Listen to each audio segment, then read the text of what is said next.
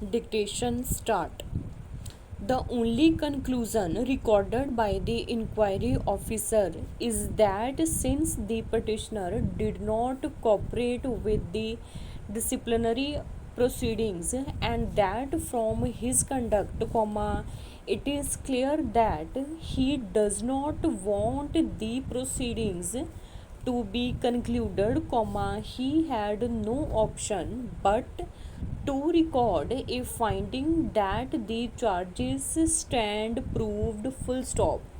It is a strict law that even if disciplinary proceedings are continued and culminate ultimately ex parte, the inquiry officer is under a positive obligation to record his satisfaction with respect to the charges leveled against the delinquent employee with reference to the evidence based upon which the employer seeks to take action against the employee, full stop. Even this rudimentary and settled principle was not borne in mind by the inquiry officer, full stop. The mistake committed by the inquiry officer, as noted above, was reiterated by the disciplinary authority in as much as neither in the order dated 24th April 1998 nor in the order dated 30th August 1999, has the disciplinary authority recorded any independent satisfaction with respect to the guilt of the petitioner based upon the evidence or material on record, full stop.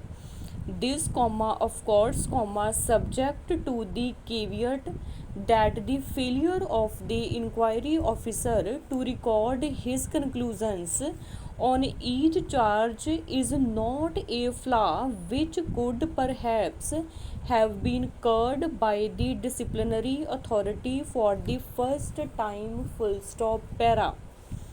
That leaves this court to deal with the last submission of Shri Mishra, that the judgment and order of this court dated 2nd November 1995 conferred authority upon the corporation to continue and conclude the inquiry despite the superannuation of the petitioner, full stop. It becomes pertinent to point out here that the judgment and order of the court dated 2nd November 1995 required the corporation to conclude the proceedings within a period of 8 weeks therefrom, full stop. Admittedly, this period of 8 weeks had expired long before the passing of the orders impugned, full stop. This court has not been referred to any material or circumstance which may have constrained or injuncted the corporation from proceeding ex parte and concluding the inquiry in case it was its contention that the petitioner was deliberately not permitting the conclusion of the inquiry and adopting a procedure of non cooperation, full stop. From the facts notices herein above, it appears that the corporation fell into deep slumber post 30th April 1996 till it issued a notice on 3rd February 1998, full stop. Even otherwise, this court finds itself unable to read the order dated 2nd November 1995 as conferring or clothing the corporation with jurisdiction to continue with a departmental inquiry against a delinquent employee proposed his retirement in the absence of any statutory provision, rules or regulation conferring such authority upon the corporation, full stop. The last significant issue which must be noted is this, full stop.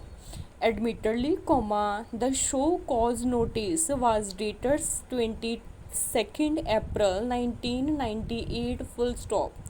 This notice required the petitioner to submit a reply within 15 days, full stop.